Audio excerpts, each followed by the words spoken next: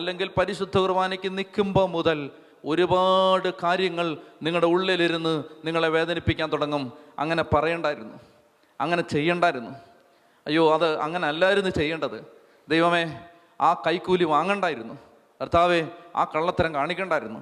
ഇങ്ങനെ ഒരുപാട് കാര്യങ്ങൾ. അത് വെളിയിൽ നിന്ന് ആരും നിങ്ങളെ ഭീഷണിപ്പെടുത്തിയിട്ടല്ല, മറിച്ച് നിങ്ങൾ ജീവിതത്തിൽ ഒരിക്കലെങ്കിലും ഈ കാര്യം വിശ്വസിച്ചിട്ടുണ്ടെങ്കിൽ, ഇത് സത്യമാണ്, നിങ്ങളുടെ ഹൃദയത്തിലിരുന്ന് പരിശുദ്ധാത്മാവ് പറയും, മക്കളെ അങ്ങനെ ചെയ്യരുതായിരുന്നു, നീ എന്തിനാ അങ്ങനെ ചെയ്തേ, നീ എന്തിനാ അങ്ങനെ ദേഷ്യപ്പെട്ടെ, സാരമില്ല, അവനോട് ക്ഷമിക്ക്, അവളോട് ക്ഷമിക്ക്, അവളോട് കരുണ കാണിക്ക്. നമ്മുടെ ഉള്ളിലിരുന്ന് കർത്താവ് പറയാൻ തുടങ്ങും, ഉള്ളിലിരുന്ന് പറയും. എന്താണ് അതിനുള്ള തെളിവ്? അതിനുള്ള തെളിവാണ് മദർ തെരേസ, അതിനുള്ള തെളിവാണ് കൊച്ചു ത്രേസ്യ, അതിനുള്ള തെളിവാണ് അൽഫോൻസാമ, അതിനുള്ള തെളിവാണ് അന്തോണീസ്, അതിനുള്ള തെളിവാണ് ജോൺ പോൾ രണ്ടാമൻ മാർപ്പാപ്പ, അതിനുള്ള തെളിവാണ് സ്നേഹത്തിൻ്റെയും കരുണയുടെയും ജീവിതം നയിക്കുന്ന പേര് വിളിക്കപ്പെട്ട